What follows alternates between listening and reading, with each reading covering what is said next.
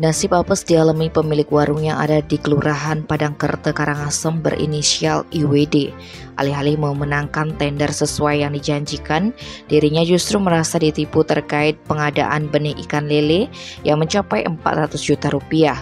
Atas peristiwa yang dialami itu, IWD pun melaporkan kejadian ini ke Polres Karangasem pada Rabu 13 September. Kasarreskrim Polres Karangasem AKP Resa Pranata mengaku sudah mengantongi identitas terlapor.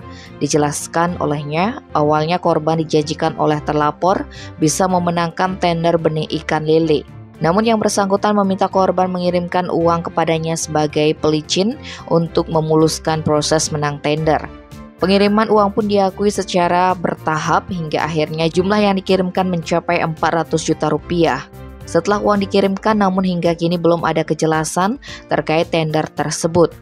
Korban pun merasa ditipu oleh terlapor sehingga melaporkan peristiwa ini ke Mapolres Karangasem untuk mendapat penanganan lebih lanjut. Tim Bali Express melaporkan.